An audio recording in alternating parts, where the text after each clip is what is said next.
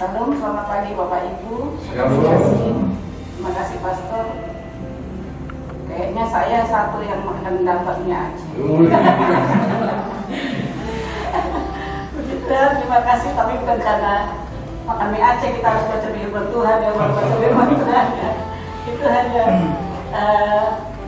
penyemangat gitu. Puji Tuhan, masih tema yang sama, tapi sebelumnya mari saya undang Bapak Ibu untuk satu dalam doa. Terima kasih Tuhan karena kasih anugerah-Mu yang luar biasa atas kehidupan kami, sehingga kami boleh berada di ujung bulan Januari tahun 2021 ini Bapak. Sungguh ini bukan karena kekuatan kami ya Bapak, tapi karena penyertaan dan perlindungan yang sempurna atas kami Tuhan. Terima kasih Bapak. Sebentar kami akan mendengar isi firman-Mu. Mari Tuhan, setiap kami yang ada di tempat ini, kiranya Engkau menjamah kami membuka hati kami Bapa. Masuk dan tinggallah Tuhan. Di dalam nama Yesus kami berdoa. Amin. Puji Tuhan, masih kita dengan tema yang sama, carilah Tuhan. Kita mau melihat di hari ini, saya undang Bapak Ibu untuk membaca di dalam Mazmur 34 ayat 1 sampai yang ke-11. Dalam perlindungan Tuhan, dari Daud pada waktu ia pura-pura tidak waras pikirannya di depan Abimelek, sehingga ia diusir lalu pergi. Aku hendak memuji Tuhan pada segala waktu, puji-pujian kepadanya tetap di dalam mulutku. Karena Tuhan jiwaku bermegah, biarlah orang-orang yang rendah hati mendengarnya dan bersuka cita. Muliakanlah Tuhan bersama-sama dengan aku. Marilah kita bersama-sama memasukkan namanya. Aku telah mencari Tuhan, lalu ia menjawab aku dan melepaskan aku dari segala kegentaranku. Tunjukkanlah pandanganmu kepadanya, maka mukamu akan berseri-seri dan tidak akan malu tersipu-sipu. Orang yang tertindas itu berseru dan Tuhan mendengar. Ia menyelamatkan dari segala kesesakannya. Malaikat Tuhan berkemah di sekeliling orang-orang yang takut akan Dia, lalu melembutkan mereka. Kecaplah dan lihatlah betapa baiknya Tuhan itu. Berbahagialah orang yang berlindung padanya. Takutlah akan Tuhan, hai orang-orang yang kudus, sebab tidak berkekurangan orang yang takut akan Dia. Singa-singa muda merana kelaparan, tetapi orang-orang yang mencari Tuhan tidak kekurangan sesuatu apapun yang baik. Demikian firman Tuhan, Bapak Ibu. Kita tahu Daud orang yang lemah lembut, orang yang tidak pendendam.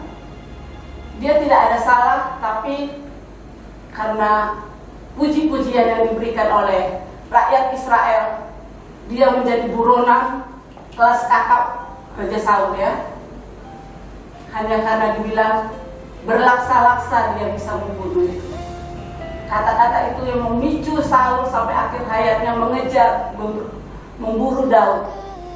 Kita bisa bayangkan kalau kita yang berada dalam posisi Daud, mungkin kita akan ya sama seperti Daud, bersembunyi, lari sana lari sini. Begitu ketakutannya dia, sampai dia hidup di dalam tempat yang tidak selayaknya, di dalam gua, membawa keluarga dan beserta seluruh rombongannya ya, berpindah-pindah. Itu pasti hidupnya tidak enak gitu. Sedangkan kita melihat malapetaka yang baru-baru terjadi di Indonesia, banjir yang musim misalnya seminggu aja sudah merepotkan, apalagi yang dia itu hitungan tahun berpindah-pindah. Setiap kita mungkin juga sama seperti Daud, memiliki ketakutannya sendiri dan berbagai macam respon kita dalam menghadapi ketakutan kita dalam masalah kita. Ada mungkin yang bersembunyi dari orang lain, ada mungkin yang lari dari tanggung jawabnya, ada yang melemparkan kesalahan kepada orang lain, bahkan ekstrimnya lagi menghilangkan dirinya dengan cara bunuh diri.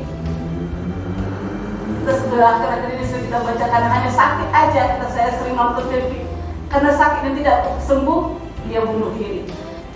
Kalau ini kecil sekali alasannya. Mungkin kita sakit tidak sembuh-sembuh karena kesalahan kita sendiri.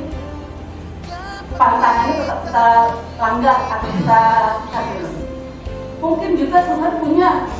Kalau kita sabar dari sakit yang kita derita itu, kita bisa memuliakan Tuhan. Tapi itulah jalannya manusia. Bahkan ada lagi orang yang menghilangkan diri. Nah ini mungkin kita tahunya dari film-film mungkin ya. Ada sekali film supaya banyak orang menghilangkan dirinya dengan tanda kutip, dia memasukkan kematiannya. Dia hidup dengan data hidup yang baru gitu. Tapi ini semua adalah cara manusia menghilangkan ketakutannya. Orang-orang yang tidak mengenal Tuhan. Pemazmur ini, Daud ini kita tahu dia sangat mengenal Tuhannya. Dia tahu tidak ada satupun orang yang bisa menolong dia kecuali satu pribadi, Allah yang hidup. Dia tidak takut. Tapi kita bisa lihat tadi di ayat pertamanya, dia berpura-pura karena tidak waras. Dia berpura-pura gila di hadapan Abimelek. Kenapa sampai dia berperang bersandiwara, dia tidak berpura-pura gila di hadapan Abimelek? Apa sebabnya? Siapakah Abimelek itu? Begitu ketakutannya Daud. Ternyata Abimelek itu adalah Raja Gad, rajanya Goliat yang dia bunuh hanya dengan ketapel. Tentu saja Abimelek punya dendam yang luar biasa. Karena Goliat itu pasukannya yang luar biasa, bisa membunuh begitu banyak orang. Tapi dengan ketapel, seorang anak remaja bisa mati. Sebenarnya bukan ketapel yang membunuh dia ya, tapi karena kepercayaan Daud akan Tuhannya. Karena dia bilang, aku datang dengan nama Tuhan. Itu yang membuat Goliat itu mati. Tapi orang dunia kan tidak tahu itu. Orang dunia tahunya, ketapel dia aja bisa membunuh gitu. Tapi sebagai manusia, Daud juga sama dengan kita. Dia punya ketakutan gitu. Sehingga dia berpikir mungkin Saul nggak bisa membunuhku karena aku bisa mengelak. Tapi dengan Abimelek aku nggak bisa ngelak. Dia pura-pura gila. Karena pura-pura gila ya orang berpikir, ngapain kau senang gila gitu. Usir dia, selamatlah dia. Dengan ketakutan-ketakutan itu dia tidak tinggal diam dan dia tidak larut-larut di dalam ketakutannya, di dalam masalahnya. Dia ingat Tuhannya yang hidup bisa menyelamatkan dia. Jadi, mari kita baca di ayat 2 dan 3.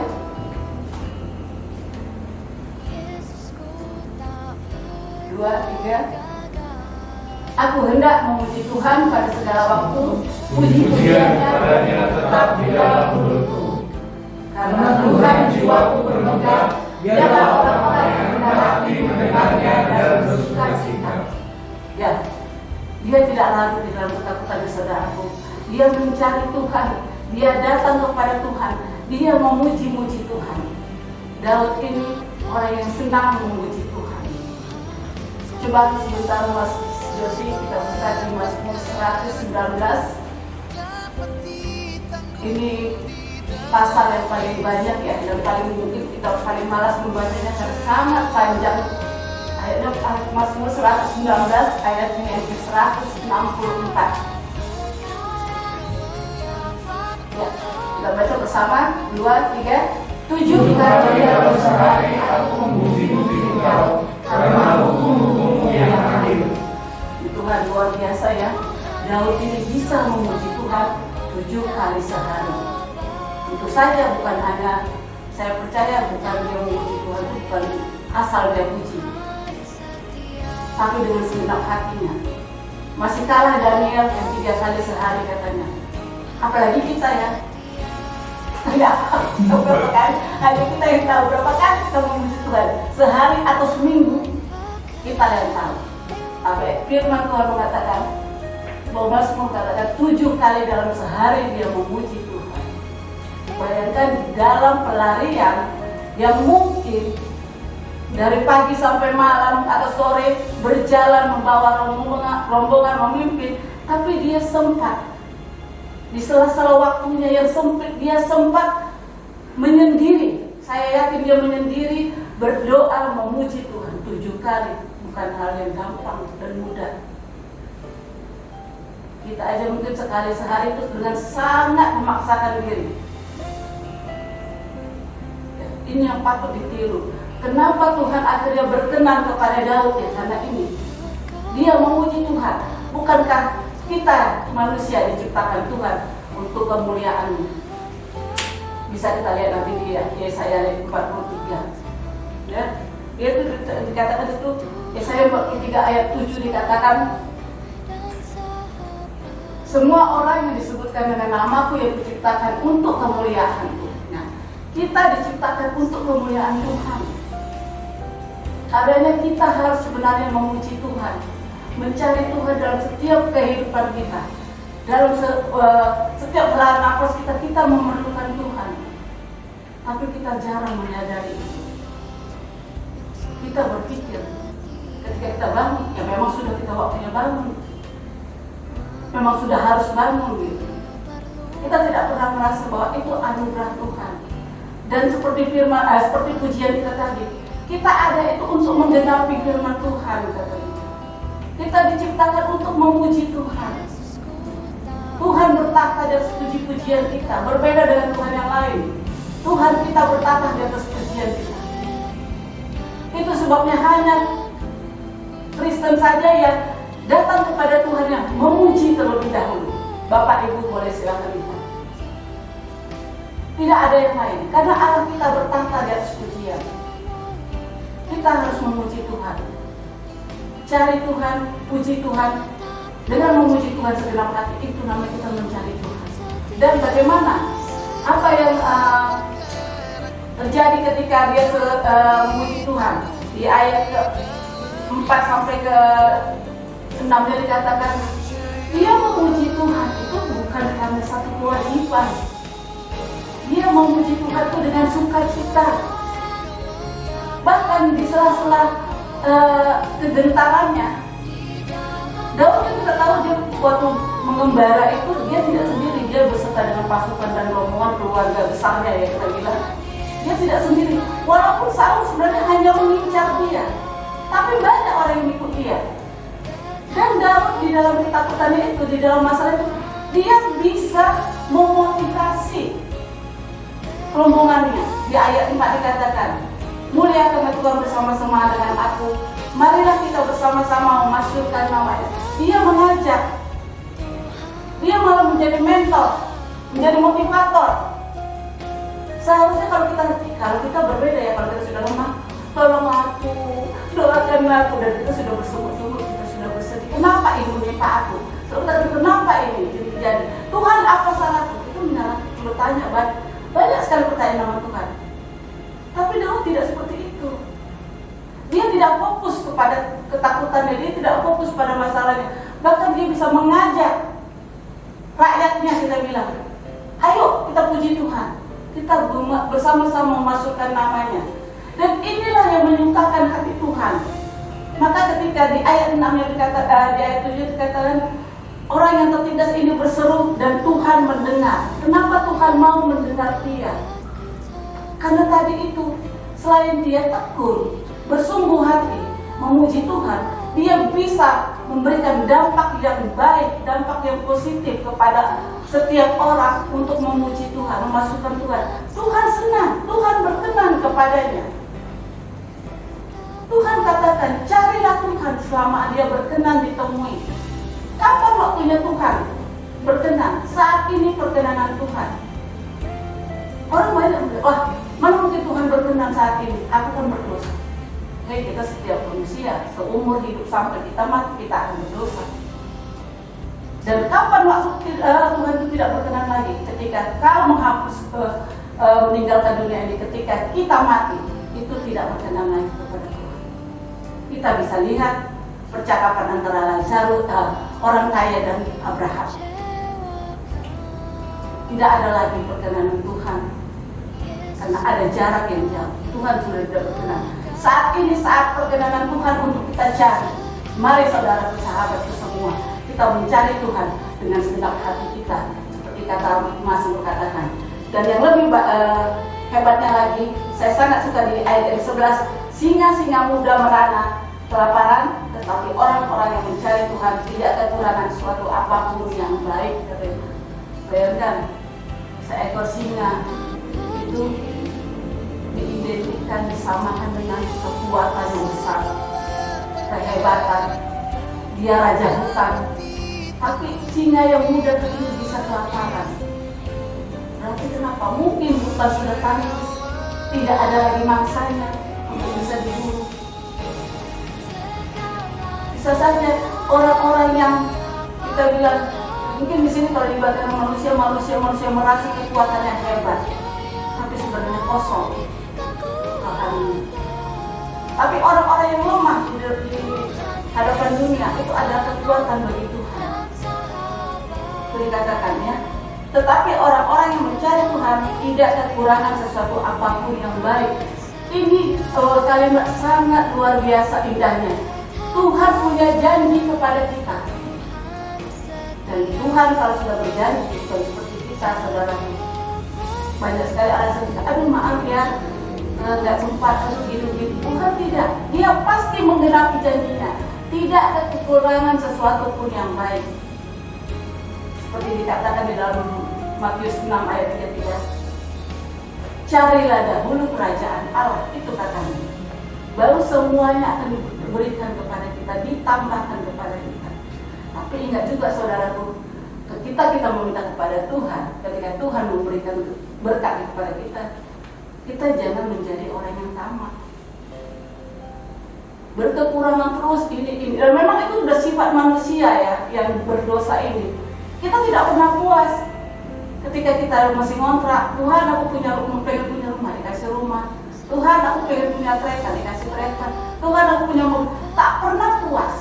Kita tanya ke konglomerat itu, dia tidak akan pernah puas dengan apa yang dia punya. Nah, tapi kalau kita hidup di dalam Tuhan, kita bisa bersyukur dengan apa yang kita miliki.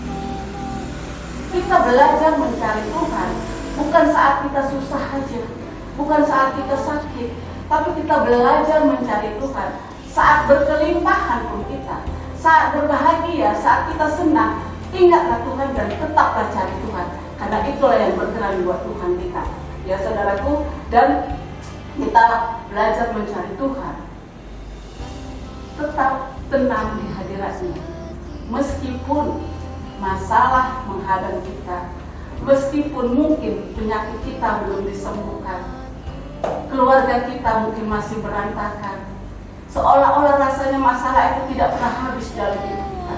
Tapi ketika kita berlutut percaya kepada Tuhan dengan cara yang ajaib, malaikat-malaikat Tuhan katakan akan diberikannya, diturunkannya untuk menjamah, membantu kita.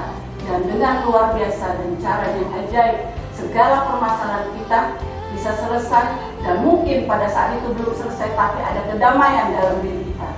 Itu yang akan kita Tuhan.